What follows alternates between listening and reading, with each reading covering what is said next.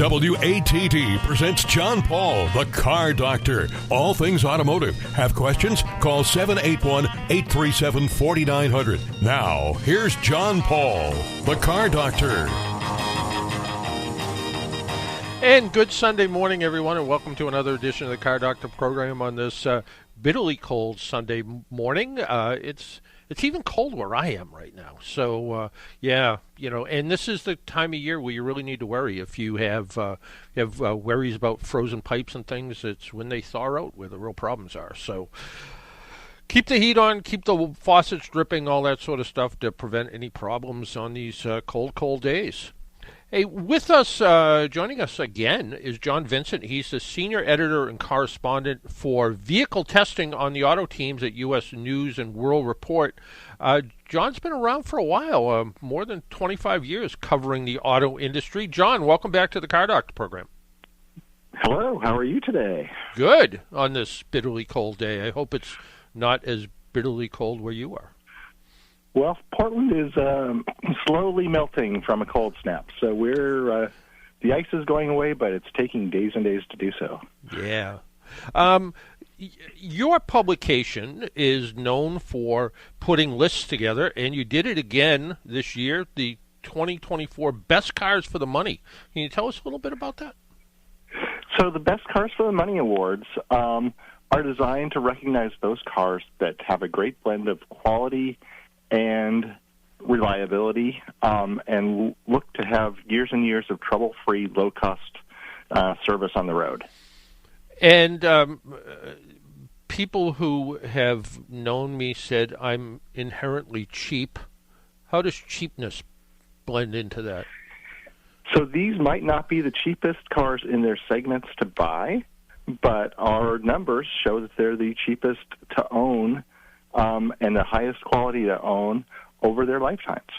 So it comes down to, again, sort of the lowest price isn't always the best deal, right? Correct. At U.S. News, we like to say that you can never get a good deal unless you're getting a good car. And these winners really reflect that. Well, let's talk about some of the winners. Let's I have to assume, and I'm cheating now because I'm starting to look at the list again to refresh myself. But I have to think Hyundai and Kia always do pretty well because of the warranties. Exactly, they do very well, and they did well this year. In fact, this year's awards were dominated by Kia, Hyundai, and Honda. Well, tell us about sort of in the category of there's still people that are going out there buying cars, not SUVs and not minivans and not trucks. How did the sedan department do? So the best compact car and the best midsize car were both won by Hondas, with the Civic the best compact car for the money, the Accord the best midsize car for the money. And if somebody hasn't driven an Accord since 1978, it feels like a full-size car these days, doesn't it? It does. I had a 1983 Accord as my first car. The new 2024 Accord is big, but it's better in every way. Good handling, good fuel economy, and plenty of room inside, right? Plenty of room inside. It's bigger than the last version, the last generation. Plenty of trunk space, adult-friendly back seat, just super smooth on the road. And the Civic, the Civic's been a winner, I think, in every category that you want to put it in, whether it's fun to drive or economical to drive. The Civic's it's always just been a good, solid car, hasn't it? Fantastic car. It competes against the venerable Toyota Corolla, and nobody's ever gotten in trouble with their father for buying a Corolla. But the Civic right now is a better car, especially if you have a little bit of a performance bent to your driving. The Civic is a little sportier than the Corolla. And there's some good competition in there. You mentioned the Corolla, but there's also the Impreza, which adds all-wheel drive, the Mazda 3, which adds a little zoom to that, and the Hyundai Elantra and its Kia stablemate, right? Yeah, the Kia Forte doesn't get recognized, but it's a great little car. and again has that 10-year, 100,000-mile warranty, and makes it something fun to look at. And you also put in a hybrid category in there, right? We do. Best hybrid car was the car we just mentioned, 2024 Hyundai Elantra Hybrid. And that, I think that's one of those cars that's kind of almost a best-kept secret, because I think a lot of people buy the Elantra as, similar to the Civic. They're going out, they're looking for a compact car that gets good gas mileage, that isn't terribly expensive. But when you add the hybrid drivetrain to that car, is there some grant money available or tax advantages to that? There might be, right? Not on the hybrid. Not on the hybrid? Okay. Yeah, tax incentives generally come on vehicles with a plug. Plug-in hybrid electric vehicles and full electric vehicles. Yep. But the Elantra Hybrid, where it wins is it gets similar mileage to a Prius, but in a sedan form with a trunk and a really good price. Yep. And they're always, well, I shouldn't say that because now they won't do it. Almost always good incentives on the purchase of the Elantra. And kind of off subject here, but how are car inventories these days? How are you guys seeing it? We went through COVID and semiconductor issues and supply chain issues. Are we starting to see inventory coming back? Inventory has come back in a big way. Higher interest rates have slowed the market a little bit at the same time as automakers really ramped up their production. So unless you're looking for a super popular car, you're going to probably be able to find it on your dealer's lot. Let's kind of move on to, everybody seems to be buying, for the past 25 years, I guess, SUVs, and there are SUVs in every size category now, from subcompact to gigantic. What were some of the highlights in that category? Well, let's start at kind of the smaller end of the spectrum with the best subcompact SUV, which, the definition of SUV has changed. 2024 Kia Soul, front-wheel drive only, but still considered to be an SUV. The Soul has massive amounts of interior room, easy to buy, easy to manage, easy to handle, and that great warranty again. And almost cheap compared to cars today. The Soul looks like it continues to be one of those cars that truly falls into the affordable market.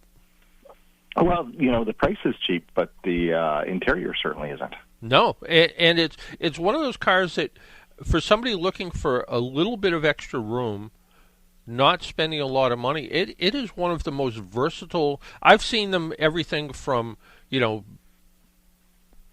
people carrying their family around in them to flower shops using them, delivery services using them.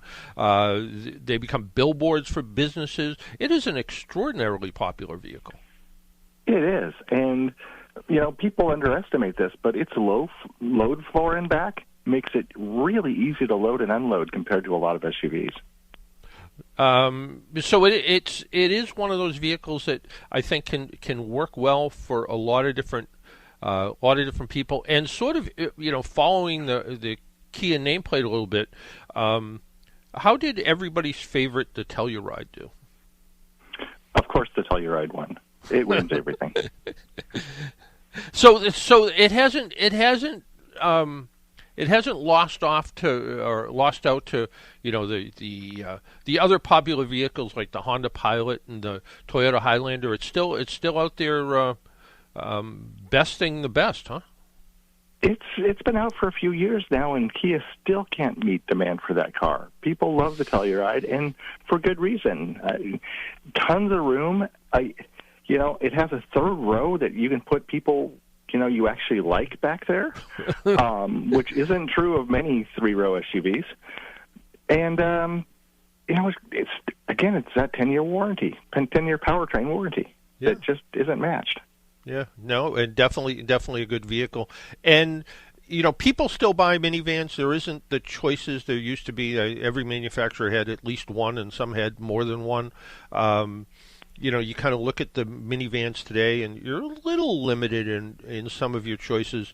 But the overall winner in the minivan category was the Odyssey, right? the Honda Odyssey for the fifth time in 6 years. The minivan segment is surprisingly competitive. You have the Kia Carnival with its fantastic warranty. You have the Chrysler Pacifica, which comes in a plug-in hybrid version. You have the Sienna, which is available with all-wheel drive and is a hybrid. But when we look at the numbers, the Odyssey still comes out on top. Yeah, and all four of those certainly had their strong points, like you pointed out. The Carnival with its great warranty, and it sort of almost doesn't look like a minivan. You look at it and you kind of go, The Kia does not want you to call it a minivan. No, they do not. Multi-purpose vehicle. Yeah, it's a minivan. Call it what it is. It's a minivan. Yeah. But and then you mentioned the Pacifica as a plug-in hybrid really makes it a little bit unique, and that's a vehicle that's been around in one form or another, maybe a little different name, but one form or another for a bunch of years. And of course, that Sienna, if you're somebody who lives up here in the Northeast or someplace where it snows a lot, having that extra advantage of all-wheel drive is kind of nice too. So I don't think in that category, although the Odyssey one, I think depending on your needs, any one of those would fit, right? Exactly.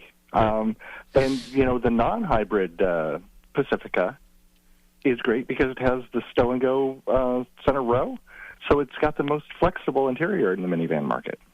Yeah, it really does, although I found that the people that use those storage compartments where the seats normally store usually end up filling them with junk, and then they can't fold the seats down afterwards.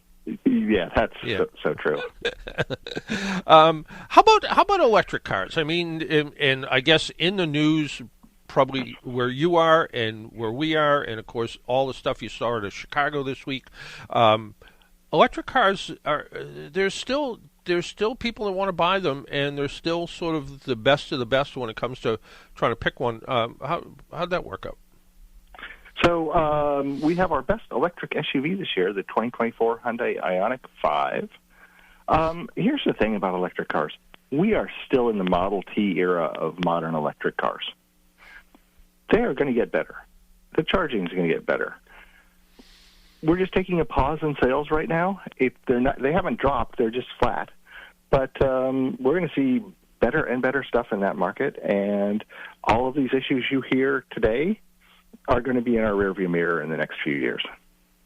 Yeah, I really think that's the case, and the idea of there was some of the headlines you saw, a bunch of frozen robots and charging stations, and like you pointed out, there was a combination of things, and I didn't realize. I did a little bit more research, and I didn't realize in Chicago, where a lot of that story originated, and I guess I hadn't thought of it so much before, is a lot of those cars are rideshare drivers or ride-hailing drivers, and they always charge publicly, where most people who drive an EV as their primary or secondary vehicle charge at home. A lot less issues when you're charging at home, and unlike most people with gasoline cars, they start the day with a full tank of electrons, if you will, versus somebody with a gasoline car that maybe on a snowy, cold day may still be going out with a quarter of a tank of gas. Exactly. Yeah. So, and just to know that, hey, it's cold weather.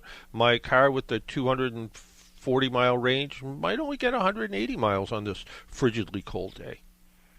And if I have the right EV, when the power goes out at my house, I can reverse that power flow and power my house and be the only one in the neighborhood with lights on.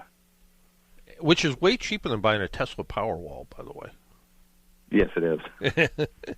For people on that rare occasion where they actually need to do that, it actually does make a whole lot more sense. And I really like the Ioniq 5. I think that, and the idea that that is pretty similar to the upscale Genesis version, but it has great performance, it has good range, it's comfortable to drive, it's fun to drive. I think it's again, it's one of those things that if you looked at car commercials from 30 years ago when the first Hyundai Excel came out and everybody just thought of it as a disposable car, the Hyundai vehicles and Kia vehicles as well have really turned into some really superior competitive vehicles with the rest of the market. They really have. They've gotten to, on par or even better than Toyota and Honda in a relatively short amount of time. Well, they're very good at copying stuff. They do a good job of going out there and finding some of the best and saying, let's do that too. And I think it tends to work out. And some of these cars just work out really well. I think did we miss a hybrid SUV in that mix somewhere? Actually, we did talk about compact hybrid and plug-in hybrid SUVs. And again, from the Kia Hyundai family, best compact SUV, 2024 Hyundai Tucson. Inexpensive to own, relatively inexpensive to buy, got great warranty again. Mm-hmm. Best hybrid SUV was the Kia Sportage Hybrid, and then its sister vehicle, the Kia Sportage Plug-in Hybrid, won in the best plug-in hybrid SUV category. So it's sort of interesting that you kind of look at the Sportage and the Tucson, and they're very similar to each other, but the idea that you separated out the hybrid versus the compact really tells you that both of those cars are superior vehicles, no matter how you look at them. And, the hybrids are great, but the non-hybrids are still less expensive. Yep. Over the life of the vehicle. If you drive a lot, the hybrid will have a lower cost, a lower total cost, but both good values in the marketplace. Yeah, absolutely. And the plug-in hybrid, it has enough range that you can drive it all week long on your commute and never burn a drop of gas. And then when you want to make that long trip on the weekend, it switches over and operates like a normal hybrid with great gas mileage, and you don't need to find a charger. So sort of the best of both worlds when you look at that. You can be the plug-in driver, or you can be the and what's nice about my experience has been with the plug-in hybrids, they charge very nicely off just a regular 120 volt outlet. Yeah, definitely you can charge them overnight. Most of them overnight. Yep. A few of them have pretty big batteries now, but right. Yeah. Most of them you can charge on 110. And they're basically electric cars for people who aren't ready to go full electric. No, and it lets you experience a little bit of that without running into what could be the hazards of owning an electric car. I guess I've talked to people that have severe range anxiety, and they get down to 60 or 70 miles left of range, and they get all panicky. And I'm like, 60 or 70 miles of range left, but you have 20 miles to drive home. So you have nothing to panic about. But they're just not used to seeing that. Yeah, exactly. Yeah. And one of my favorite vehicles that I think, again, falls into that sort of best kept secret is the Honda Passport. I really like that vehicle. Oh, we almost forgot about the Passport. Yeah, the Passport kind of disappears in that market, but it's a great vehicle that its value comes in that to get its features on another vehicle would cost a lot more money, and they've kind of given it some enhanced features now, so it can go further afield than most SUVs when it comes to muddy roads, Forest Service roads, bad weather. Standard all-wheel drive. There isn't much else in the category that can do that for the amount of money. Yeah, it really, and it's just, I don't know, it has a little bit more of that sort of, like you pointed out, it can go a little further, it's just a little bit more of that sort of edge to it, I think, that maybe is almost a little non-Honda-ish, but I think it's one of those vehicles that if people are looking for a vehicle that can take hunting, camping, tow a boat or snowmobile or something with it, does it really well, and it does it with Honda dependability. And the other thing about the Passport is if you want a two-row SUV from Honda that can tow, the CR-V isn't going to do it for you. So the Passport's a great alternative. Yeah, it really is. Again, U.S. News is one of those. You put together these lists, and they, you have everything from best cars for families to best vehicle brands to, best used cars and, best used SUVs. And pretty simple to find them, right? You just go to your website and go to the cars section, right? Go to usnews.com. Yep, just go to usnews.com. Yep. Yeah. So I need to stress that we don't just have a dartboard in back where we throw a dart and figure out these winners. Everything we do is based on research. And the dartboard method sometimes works, but not all the time. The best way to do it, you're right, is do research. See what's really out there. See the let's face it, let you guys do the work for the consumer. Exactly. We want to help you find that right car and not spend too much money for it. Yeah, and for any car, it really needs to meet your budget. It needs to meet your needs, and at some point, it's got to be something you like. And there's nothing worse than buying a car based on a recommendation. Maybe it's a neighbor who said, "Oh, you have to buy the new Camry. It's the best car out there." And then you say, "Yeah, everybody seems to have one." Then you get it, and you're like, "I don't really like it." So, do a little bit of research, combine everything together, go out and do that, good thorough road test, and just make sure it's going to be the perfect car for you, right? You just don't want to walk out to your driveway every morning and dread getting into your car. Absolutely. You want to be happy about what you buy. Well said, and make sure it does everything you want it to do, and like you pointed out, nothing worse than making that bad decision and living with that for the next few years because you decide that, well, I guess I own it now. I better hold on to it. Maybe I'll love it over time, but that doesn't always work out. Nope, it doesn't. All right. Hey, John, I want to thank you for taking some time out of your Sunday morning and joining us on the Car Doctor program. Thank you for having me on. All right, take care. And have a great rest of your Sunday. Thank you. That was John Vincent. He's the car guru at U.S. News, and we need to take a break and pay some bills. My name's John Paul. This is a Car Doctor program, and if you want to join us, our phone number is 781-837-4900. We'll be right back. One Stop Painting and Renovating. Since 1986, One Stop Painting has been true to its name, the one stop you need to make for all your interior and exterior painting needs. That's 1986, 38 years. Some of our customers today weren't even born when we were painting their moms and dads' homes. And painting isn't all we do. Sure, we can freshen up your house and add some new colors and washable finishes to the walls, but we can also do carpentry, such as adding crown molding or wainscoting, wall and plaster repairs, fix water and smoke damage. We can even help with insurance claims. For nearly 4 decades, we've taken on all projects, large and small, commercial and residential, and given you the same one-stop attention to detail no matter the size or price of the job. We are a family-run company responsible for over 30 employees. Your business helps us take care of their families while our employees take care of yours. Help keep them busy throughout the winter by taking advantage of some of our big seasonal discounts. Call us at 508-888-3500 or check us out online at onestoppainting.com. One Stop Painting and Renovating.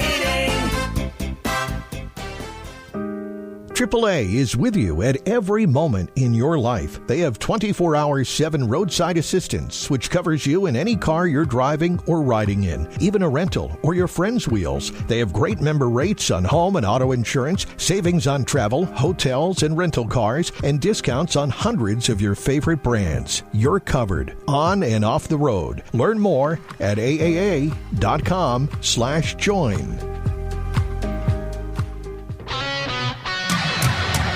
Talk radio with a South Shore point of view. Hi, I'm Kevin Tachi. Join me tomorrow for Monday Night Talk, where the South Shore comes to talk.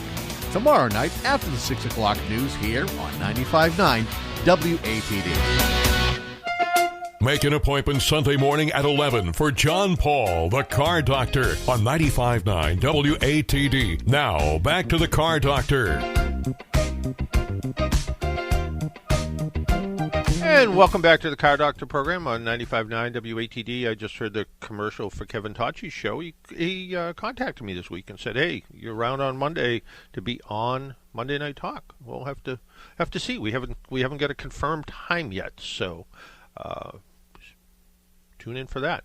The other thing I stumbled across the other day was there may be a Boston Auto Show coming up, maybe sometime in April. They have some dates on the Boston, the BECE, Boston Exhibition and whatever that is, convention center thing. They have some dates, no real times. Nobody really knows who's going to be there yet, but it looks like there might be a Boston Auto Show. That's something we haven't seen since pre-COVID. So kind of nice to see if we actually see one.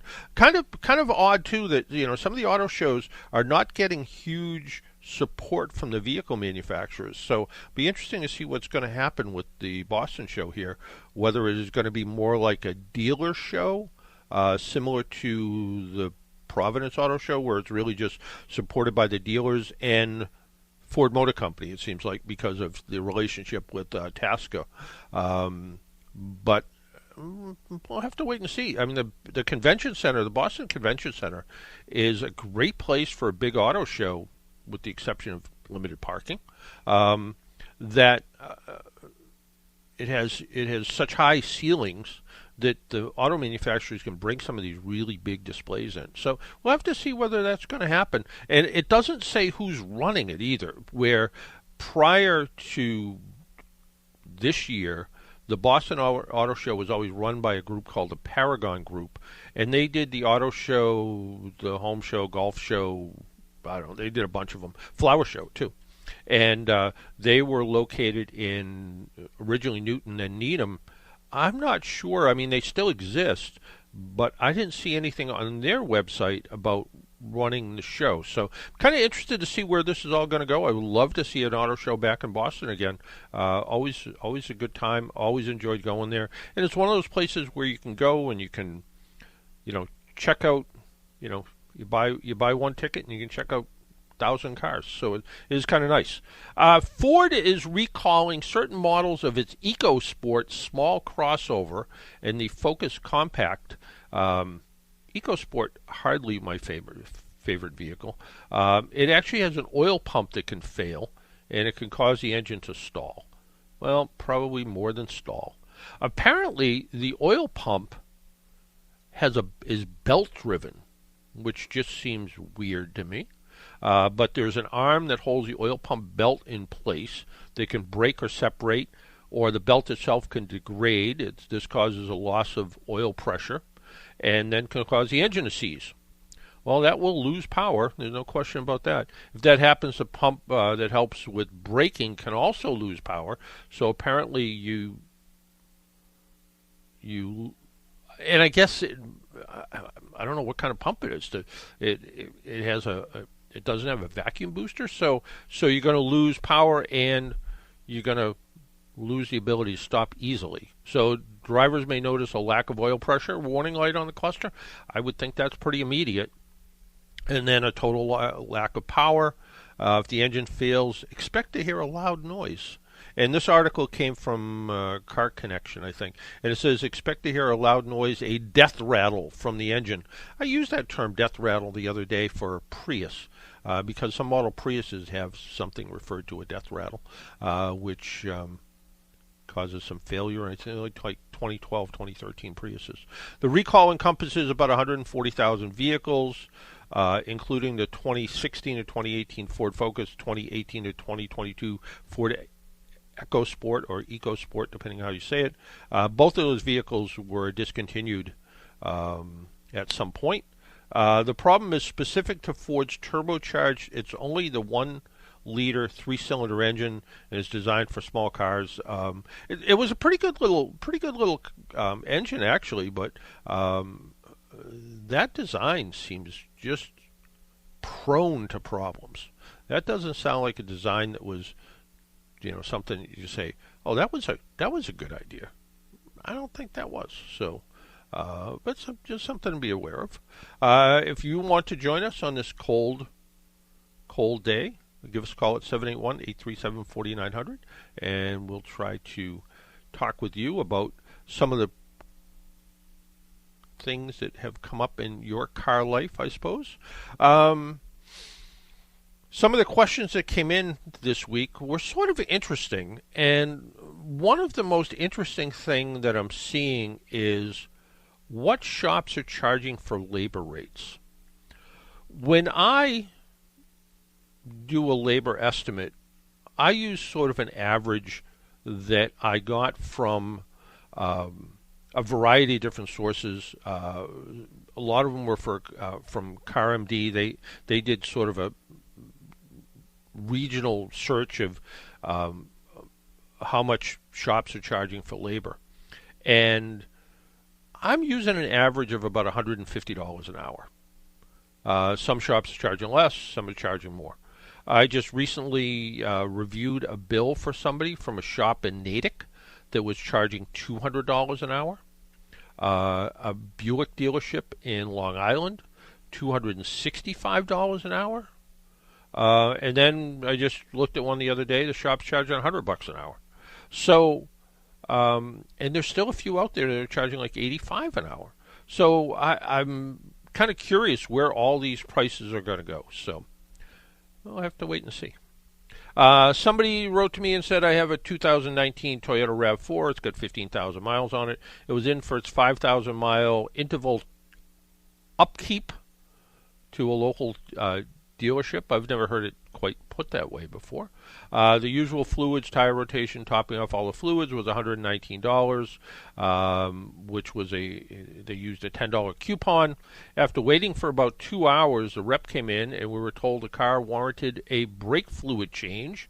This eventually boosted the out of the service department price to a grand total of $494, including the aforementioned $119. I'm not a mechanic, and it is presented as a necessity as it's brake fluid. I bow to their expertise. Was it really necessary at less than 16,000 miles? Brake fluid is one of those things. It is at AAA, we recommend brake fluid changes every 3 years. But it's interesting that some vehicle manufacturers recommend brake fluid changes, others don't. And I may have this backwards, but Honda recommends brake fluid changes every 3 or 4 years, but Acura does not. Essentially, it's the same brake system. What's the difference? So again, we generally recommend brake fluid changes every 3 to 5 years.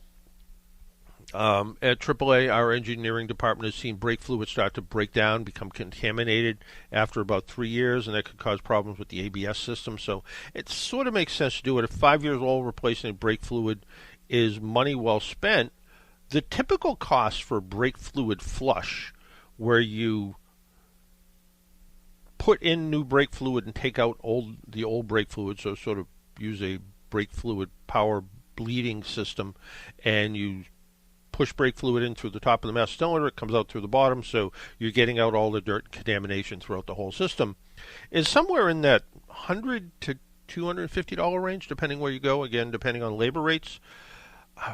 $375 seems ridiculously expensive. And again, labor rates, I'm not sure where this person was from, but labor rates like that, I don't know, how much longer can you sustain that, I guess? Somebody wrote to me and said they're thinking about buying a 2024 Honda Civic hatchback, and it doesn't come with satellite radio or a CD player. And the person also put in, I know I'm old. Can I have these put on the car without voiding the warranty or causing any problem with the car? Yeah, it is kind of interesting that many vehicle manufacturers are starting to not, there was a time where every vehicle manufacturer jumped on the satellite radio bandwagon, and now we're seeing some manufacturers not including satellite radio at all. Even the latest high-tech vehicles, Rivian doesn't have satellite radio. Some Teslas, the new Vietnamese manufacturer VinFast has skipped Sirius XM. CD players, even harder to find. Probably 2018, 2019 might have been the last time you saw a CD player put in. You can certainly add these things to your vehicle. You are protected by something called a Magnuson-Moss law, which says that basically if you want to add an accessory to a vehicle and it's installed properly, it can't void the manufacturer's warranty. And if it does, the manufacturer needs to provide that thing free of charge. And this comes way, way back in time when people were adding alarm systems to cars and dealers were saying, no, if you add that alarm to the car, it's going to void the warranty. Well, if that's the case, you need to provide that for free. So now, as long as it's installed correctly, you're not cutting harnesses, you're not doing things, you're unplugging things, plugging new things in, you can do it. Although you might not want to do it this way, but the most economical solution would be all these vehicles have Bluetooth, and it will work with Android Auto and Apple CarPlay. And some of them are wired in, some of them are wireless. The newer ones are wireless and tend to have a charging pad at the same time. So, if you try to use wireless Bluetooth and Apple CarPlay, it will suck up the battery on your iPhone like crazy. But if you have a wireless charging pad in the car, it makes it that much easier. But those systems, if you've never seen them, sort of duplicate what's in your phone, and that way you can subscribe to Sirius XM if you want to do that. If you want to stream WATD, you can do that. If you want to listen to your music, save it all on your cloud account if you want, or just save it to your phone and you can listen to it that way. Probably that's what vehicle manufacturers are going to. And by the way, if you're thinking about subscribing to satellite, don't take the first price, by the way. They might say, it's $29.95. Just say, no, I don't think I'm interested. Well, then it's $15.95. Then it's $10.95. Then it's $3.95. We have satellite radio in the oldest car that we own, and one of the reasons I did it was the AM/FM radio didn't work, and it didn't work because I suspected the antenna was bad, and I pulled the radio out and tried it, and the radio seemed to work okay when I hooked it up to an antenna, but it didn't want to work in the car, so I, again, suspected the antenna. Didn't know if it's a windshield-mounted antenna, so I didn't know where the problem was. So I called Sirius XM and said, can you just turn the radio on to see if it works? You have a 90-day free thing or something. And by the time I got done, and they had to do a lot of work to get it to work because it's an older car, and they finally did whatever they did, and the satellite radio worked the way it was supposed to. So that told me the radio itself was solid, but it was the antenna for the AM/FM that was bad. I think I ended up paying $50 a year for the subscription service. Pretty cheap. So, don't take that. If you're thinking about going to that, don't do that. There's cheaper ways to get the service if you want to get it, just by saying no a bunch of times. Email. I was going to say we have Rusty on the line. We do. In Woburn. Well, let's talk to Rusty then. And did you send me a message that I ignored? Yeah, about 2 hours ago. Sorry about that. Let's talk to Rusty. Rusty, what's up? Hey, John Paul, before I get to my point, thank you for taking my call as always. The last show that I went to at the South Boston Convention Center was right before COVID hit. It was 2018, Martin Luther King Day, and that was just one of the biggest car shows I've ever seen.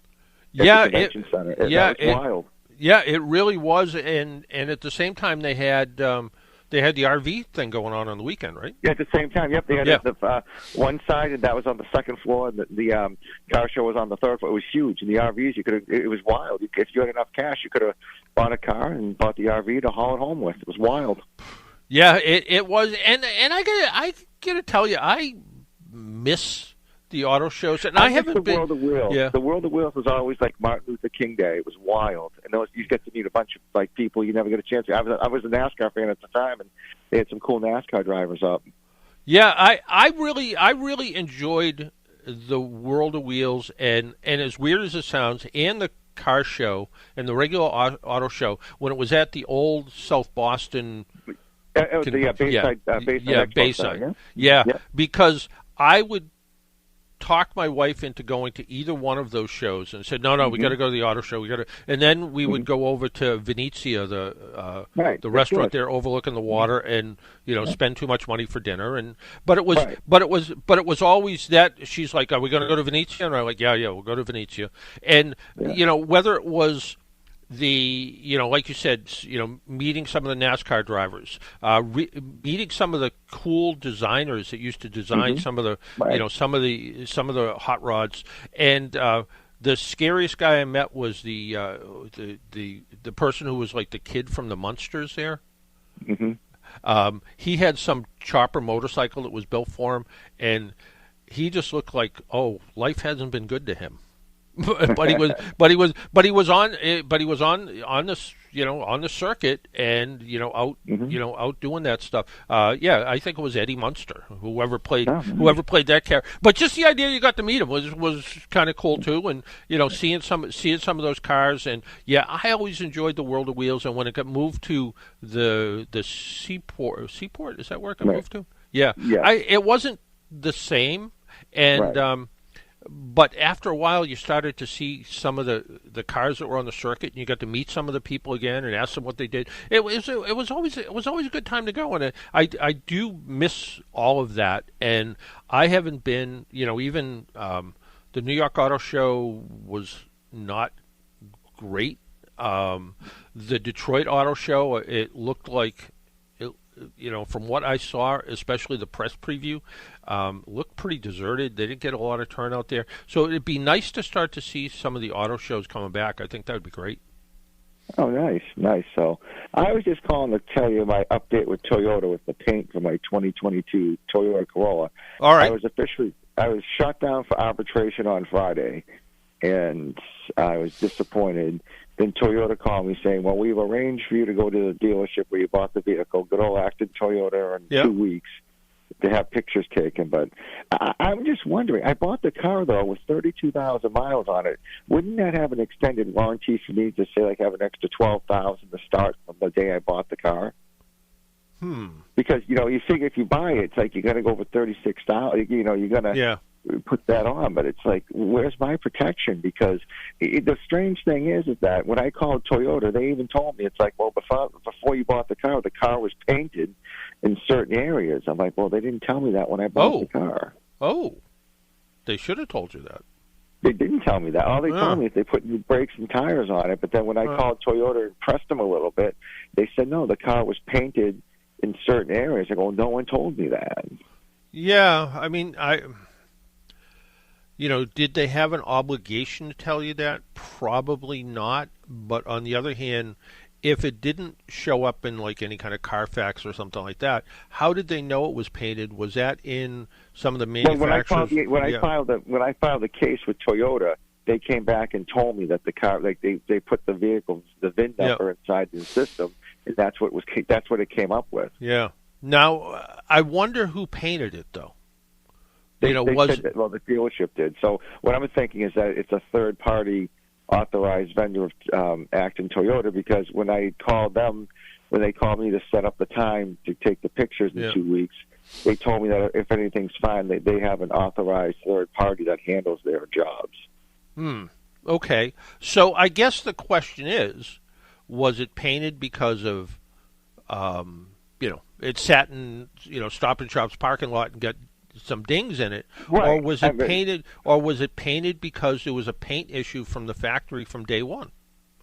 Right, but the other part that blows is that they still they said, well, my car, because I brought the car to a body shop because I didn't know how get an estimate because I didn't know what was covered or not covered. They said, well, the car also had hail damage on the roof, but that there's nothing I could do about that because I bought it like that. I'm like, well, nothing you can do about that there either. So. Yeah, the hail damage on the roof, I guess that is visual enough where you saw it and you'd go, oh, yeah. Well, I didn't know what it was until I brought it to a body shop and they told me. So. Yeah, and hail damage everywhere. Yeah, I would. The questions I would ask the dealer would be, why did it get painted? Right. Was it painted because the consumer had an issue? Did they did they own a dog that jumped on the car or whatever the case is? Or was it painted because it had environmental damage? Did it get painted because it was on a rail car and the sparks from the rail, the train tracks kicked up and melted the paint? Did it get painted because the paint was actually defective? And if it got repainted because the paint was defective or the paint was damaged in delivery, I think they're responsible to put that car back in good condition. Right, but it seems like I'm going nowhere. I'm getting shot down everywhere. Yeah. So Well, I don't know I mean, what to do. the good thing is, the dealer's going to look at it, and part of it still comes down to, did the dealer have some responsibility, or was it buyer beware? I think the dealer had some responsibility to say that, just to let you know that there has been a little bit of body work done to this car. But and that was the sixth car I bought from them in a row. So I wish they had. And I'm just upset because the touch-up paint doesn't look so good. It looks like it just took liquid paper on it. And it just, when I got that email saying that that's not going to be right, I just emailed back saying thanks for wasting my time. Yeah, I would. The other thing is, and I have seen, some of the paintless dent removal people, the people who could do things like fix the hail damage, do some amazing touch-up work. Where for years back, I worked in work isn't the right word. I was going to say worked at another radio station, but was at another radio station. I don't think this is work, and I don't get paid for it, so I guess it's not work. But and I would watch literally a team show up at this dealership next door to the radio station that would set up a tent, like a big easy up, and they would do all kinds of touch-up work to some of the used cars that came in like literally outside under an easy up. And I went over and checked out the work afterwards. It was amazingly good. And I don't know how permanent it was, and but they're over there with things that looked like those little tiny spray guns they use to do detail work on cars, spraying an ounce of paint at a time kind of thing. And and they would do this touch-up, and it would come out really, really good. So, maybe they can come up with a solution that will make you happy, and still they're able to do something in some sort of warranty way to be able to take care of it. But I don't think I'd take no for an answer. I think what I'd say is, hey, I'm upset because I bought this in October. Yep. Yeah, and just said, hey, look, I bought this in October. You withheld some information about the vehicle. I think you have a responsibility to me, the consumer, to work with me to get this. Cars off of them. I mean, 6 cars in a row. No, I would push them and see what can happen. Yeah.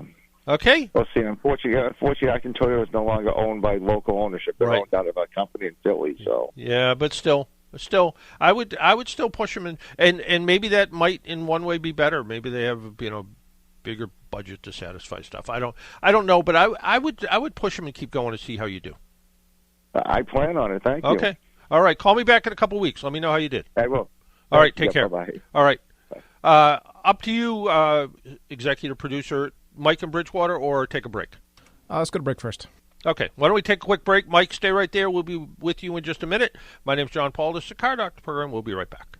AAA is with you at every moment in your life. They have 24-hour 7 roadside assistance, which covers you in any car you're driving or riding in, even a rental or your friend's wheels. They have great member rates on home and auto insurance, savings on travel, hotels, and rental cars, and discounts on hundreds of your favorite brands. You're covered on and off the road. Learn more at aaa.com/join.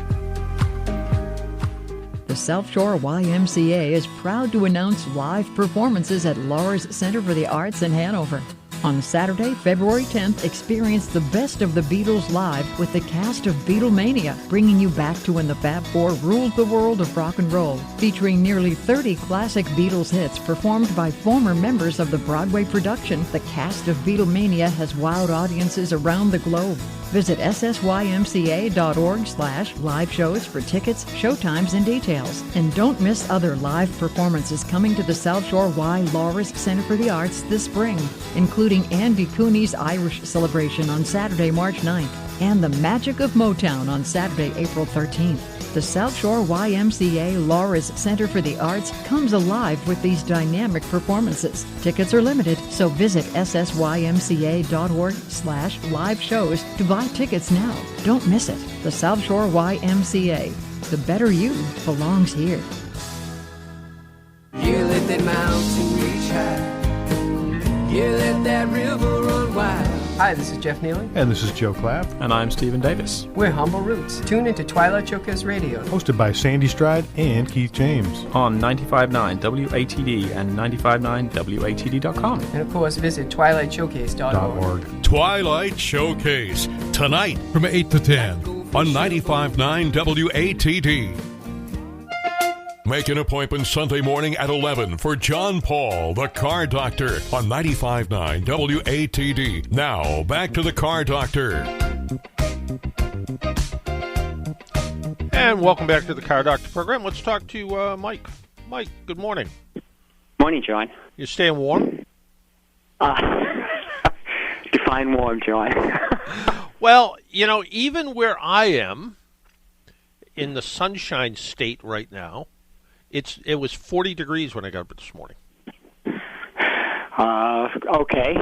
Yeah, which I've got a cousin who lives here. When she talks about that, I go, "And what are you talking about?"